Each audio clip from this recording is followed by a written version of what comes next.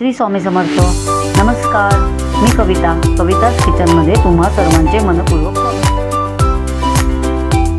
आपण पाहणार आहोत घट्टसर दही कसे बनवायचे.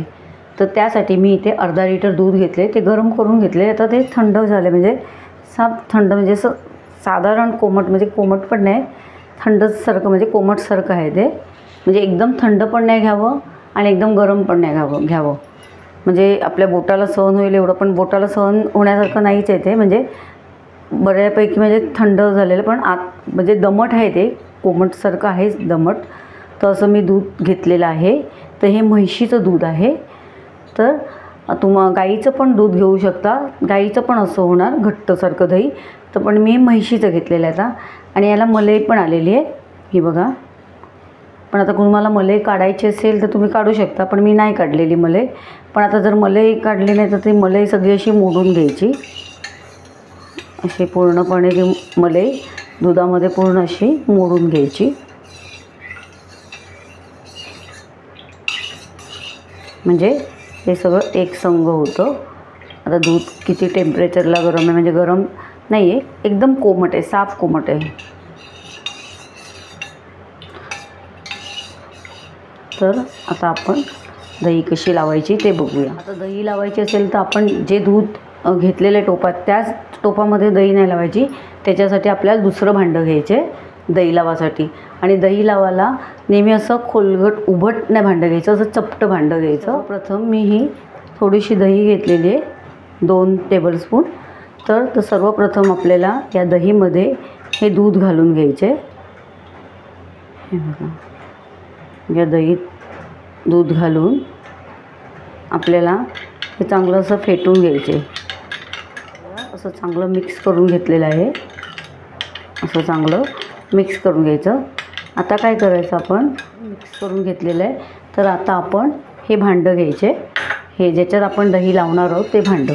एक तर तुम्ही असं चपटं काही घेऊ शकता, म्हणजे खोलगट नाही घ्यायचं शक्यतो, असं चपटं घ्यायचं, त्याच्यामुळे दही छान होते. ते बघा, असा मी डबा घेतलेला आहे स्टीलचा. तर आपण आधी काय करायचं, ही जी दही घेतलेली आहे ती या डब्याला अशी लावून घ्यायची.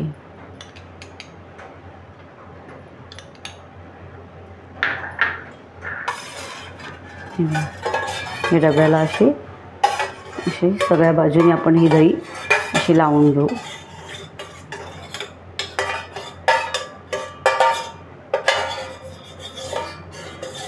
सगळ्या बाजूने आता ही दही लावून घेतलेली आहे. आता आपल्याला काय करायचे, हे जे दूध आहे या दह्यामध्ये मिक्स करायचं आणि या भांड्यामध्ये ओतायचं. हे आणि हे चांगलं असं मिक्स करून घ्यायचं. हे भांड्यातलं चांगलं असं मिक्स करून घ्यायचं. तर हे बघा, मी हे चांगलं असं मिक्स करून घेतलेलं आहे. आता आपल्याला हे या डब्यामध्ये आपण हे ओतून घ्यायचं.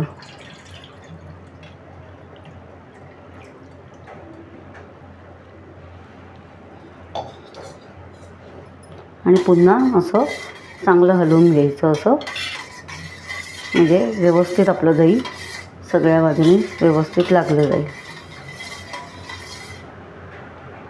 झालं आपलं दही लावून. म्हणजे आता आपण हे डब्याचं झाकण बंद करायचं झाकण.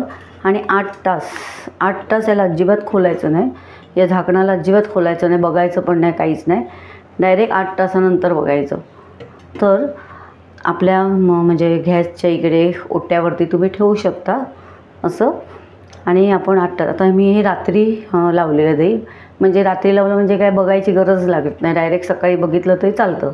आपण मध्येच असं लावलं का आपण बघतो का दही किती झाले काय, ते बघायचं नाही. तसं डायरेक्ट 8 तास झालं का तेव्हा बघायचं. आणि सकाळी दही लागल्यानंतर ते फ्रीजमध्ये ठेवायचं.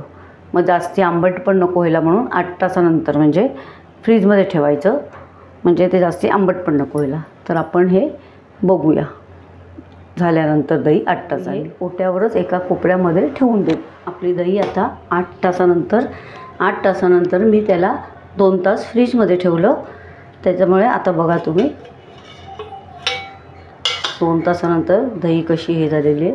म्हणजे फ्रीजमध्ये 2 तास. आणि बघा कशी घट्टसारखी दही झाली, तुम्ही बघू शकता. फ्रीजमध्ये का ठेवली, कारण दही आंबट होऊ नये जास्ती, यासाठी फ्रीजमध्ये लगेच ठेवायची. 8 तास झाले ना तर लगेच फ्रीजमध्ये ठेवून द्यायचा डबा, नाही तर मग ती जास्ती आंबट होते. यासाठी काळजी घ्यायची. बघा कशी घट्ट झाली आपली दही, बघा तुम्ही बघू शकता. ही बघा किती मस्त झाले बघा, थोडी घट्ट झाले बघा. अशी बोट लावते तरी सुद्धा काढून दाखवते.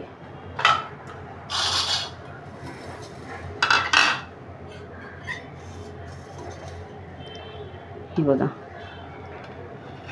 अशी मस्त झाले ना.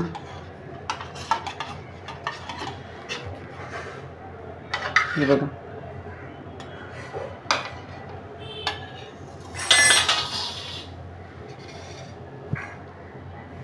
तुम्ही बघू शकता कशी मलईदार झालेली आहे बघा. मी चमच्याने तुम्हाला दाखवते. बघा किती सुंदर झालेली आहे बघा, एकदम मलईदार अशी दही काढून दाखवते तुम्हाला. आता हे दही बघा कसे घट्ट दही झाले बघा आपली, एकदम मस्त अशी घट्ट झालेली आहे. हे बघा अशी आपल्या दह्याची अशी मस्त पिकली.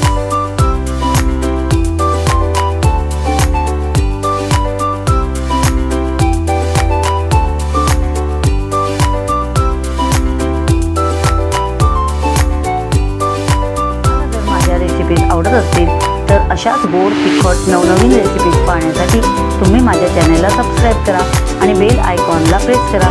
त्याने मी अपलोड केलेल्या रेसिपीज सर्वात आधी तुम्हाला पाहायला मिळतील.